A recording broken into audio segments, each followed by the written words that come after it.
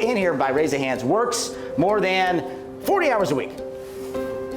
Keep your hands up if it's more than 50 hours a week. A lot of hands still up. Now, if you're married, I want you to honestly think, do you spend 1 deliberate hour a week with your spouse talking about marriage, life, kids? And I'm not talking about Netflix and chill or driving in the car to kids' soccer games, right? I mean, think about that. The proportion is like 100 hours as a couple to 2 or 3 hours a week. So it's never gonna be equal, but that's probably not enough.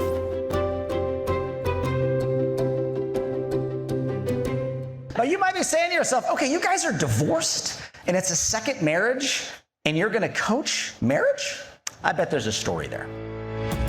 So this is my mom and I when we immigrated from South Korea 50 years ago. Meet the Millers, okay? Right out of that 70s show. And with a mom whose love language is work and no dad in the house, I developed serious daddy issues. So you fast forward 30 years. I'm married. I live in a big house in the North Shore of Chicago. Sure enough, at 16, I get pregnant. I get kicked out of the house. I have to start working. And we were totally disconnected. I didn't have a relationship to model after. As the book of Matthew says, a foolish man builds his house upon the sand. And that's what I had done. Divorce is not the result of a bad plan. It's actually the consequence of no plan. But God's plan is always on time. This picture was taken just a few months after we met. And based on God's grace, He gave us the confidence to try marriage again. What happens is you start here when you get married, and you are so connected, and then life starts to get in the way. Distractions are what leads to disconnection. We're happy as a hoot owl. How do we get disconnected? First of all, we buy a house. Is owning a home a distraction?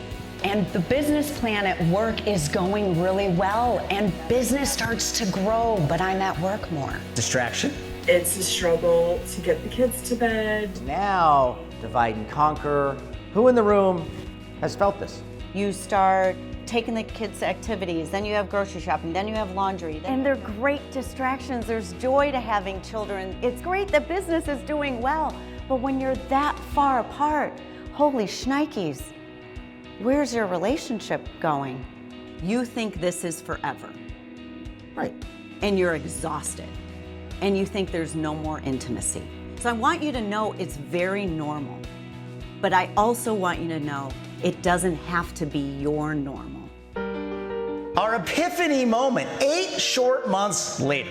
We're at a big sales conference and we do this exercise, which many of you have done. You take the 7 areas of your business life and you rate them, scale of 1 to 10. And when you just get divorced and remarried, like all the numbers on there were so low out of 10. So I get to love life, and man, I was like, oh, this is gonna be absolutely amazing.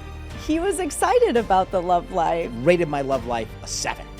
I'm thinking, okay, not a 10, right? But 7, really good. So we were sitting at different tables, and then we get back together, and I'm like, what did Tammy rate her love life? What do we got? And I almost put the piece of paper away and didn't show him. Tammy rated her love life that day a 3.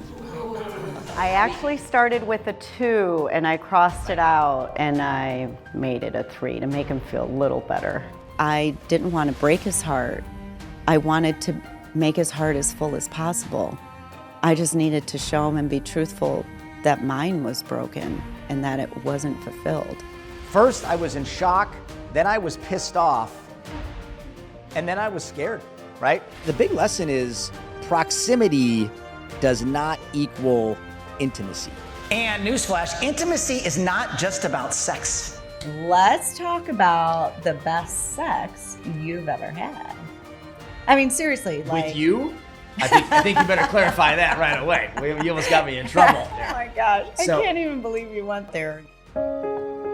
There has been that separation between us where I want to make changes, right? Because they are my priority. Creating a schedule and being intentional with each other, those are things that we hadn't done that honestly I hadn't thought of. I think in any relationship you need to have a plan. a vision, just like you do for your business. You need to have it for your marriage. When you build business, you never know what you're growing unless you know where you're at.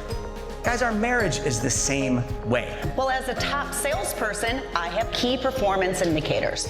There's phone calls, talk-tos, face-to-faces, presentations. So why not create these for our love life and intimacy, huh? Right? So we built out some love KPIs for you, and welcome to the Heat Index. Now, the H standing for hugs, kisses, high fives, these can be done on a daily basis. E for experiences and events together. A for affirmations, text messages, love notes, and then T for togetherness.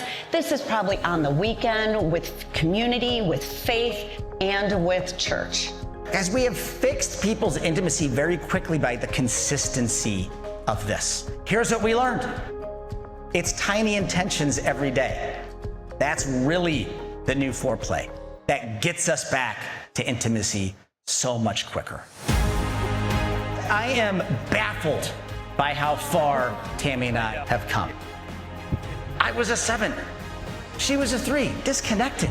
But now I can tell you that our marriage is built firmly on the rock. We want to make sure that you continue to dream together, you grow together, you have these conversations. We help disconnected couples build a 7-figure life. If our message has resonated today, I know we can help you too. Thank you, everyone.